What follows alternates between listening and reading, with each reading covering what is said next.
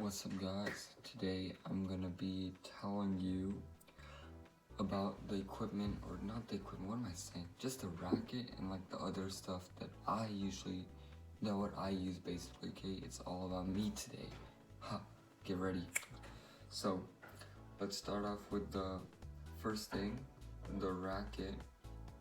I use the Pure Aero 2019. Why? It's when I started off playing tennis about almost a year ago. One of my friends, he had like an older version of the Pure Aero, and that's the one thing he always let me use when I was playing with my friends and him, and I just liked it a lot. And then I got my first racket. I got the 2018 version of this one, and I liked that. When the new one came out for my birthday, I got the new one. After trying it, I really liked it, and I'm used to it because like I've done like all different versions and I really like it. So that's the one I stuck with. I haven't tried anything else. If I do try anything else, it's probably going to be the Radical, but I think I'm going to stick with this for a little bit longer. Then the other 50% of my racket, my strings, right now I am doing a hybrid with the same string but two different gauges. I'm doing the Solinco Tour Bite, 17 gauge and 16 gauge. I'm putting the 17s in the mains, just going down, up and down, and then I'm using the 16 gauge in the crosses. Why? If you watch other videos of what hybrids do, basically the strings in the mains, the up and down, that's basically what you're going to be using to like make spin or whatever on normal shots, okay? Because those are going to be the ones that are moving up and down when you're hitting shots. The thinner the gauge, usually more spin, and I like a lot of spin, so I have 17s in the mains because it gives you more spin, more power, and yeah, it's really good there. And then with the crosses, those are what gives you like the feel, what you want to feel. And 16, it's a little bit bigger than 17. I know the number is lower, but it's actually bigger. That's just how it works in the tennis industry, I guess. And it makes the racket, it doesn't feel so stiff anymore. It doesn't hurt, and it gives more bite to the ball because it's bigger, grabs on a little bit better, and helps explode the ball out. And yeah, it just feels really nice and comfortable when you have that combo. On top of that, my dampener, I use a dampener. I recently got this. It's the Gamma Shockbuster 2. The Gamma Shockbuster 2. I'll do a review on that, but it's not gonna be too long. But let me just sum it up right now. It adds a good amount of weight to your racket, to your swing weight, I guess, because it's bigger. And it's going to be a little bit heavier than like a normal standard small dampener.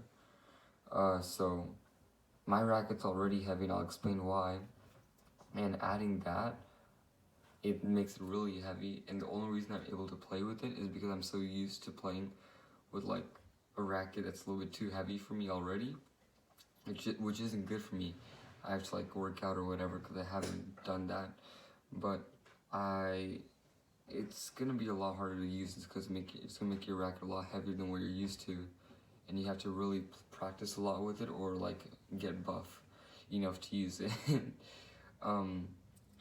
Then I'm using right now on top, it's the Torna Megatac. I think that's what it is, the Megatac, the tackiest one, and I'm actually using the back side of it. Why? Because it feels soft.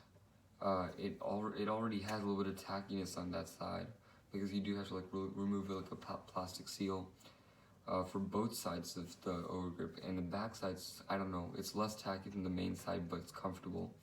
But the only downside to that is usually if you put the overgrip on the correct way, and when you use it long time, when you take it off, the back of it usually has holes and everything, because it's a little bit less durable because it's not meant to be on the top side. So it is a little bit less durable.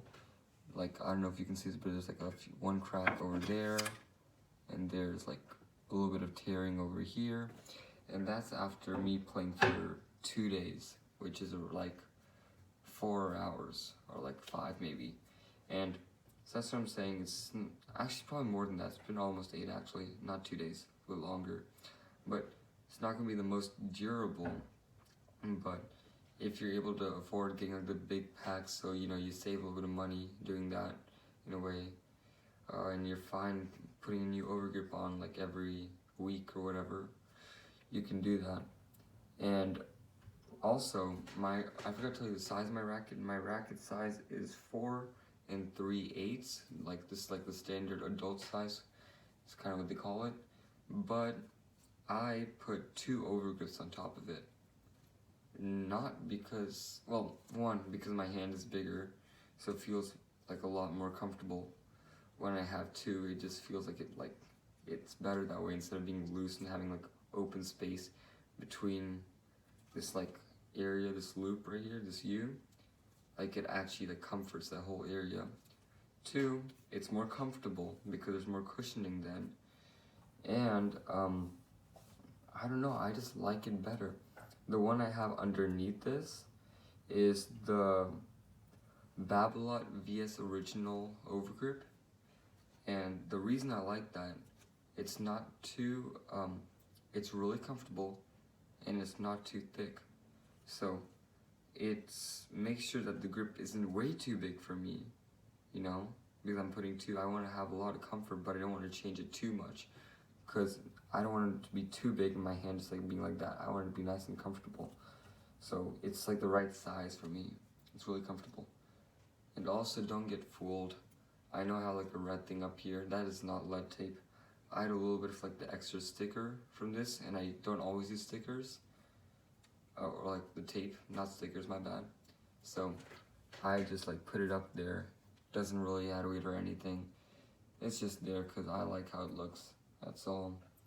But yeah, that is my racket. Then something else, the balls that I use. So for school, they use the Wilson US Open balls, at least around where I live. And for our tournaments, for like USTA tournaments, they usually use the Pro Pen or the other pen balls because they're probably the cheapest ones for them to afford. But what I like and what I have to say has the best bounce from like right when you open the can, you have to use the Dunlop ATP balls. It's like $12 and like 50 cents or something for 6 cans.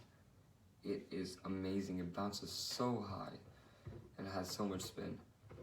It's great. If you're ever like testing out different balls, you want the balls to last a little bit, and you want the balls to bounce like higher when you're just starting off practice or you've been playing a match, and you want to like feel like you're hitting big shots, and that you probably aren't. It's just the ball bouncing way too high.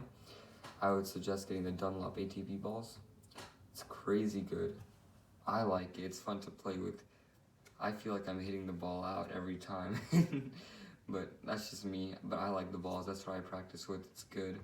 Because when you're playing with the real balls, what they usually use, they don't bounce as high as Dunlop's does.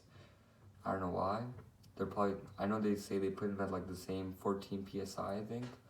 But Dunlop, whatever they put inside their balls, it bounces higher. But yeah, then you feel like you're hitting everything in and it just feels easier. So yeah, that's all I have to say. Thanks for tuning in. Yeah, peace, bye.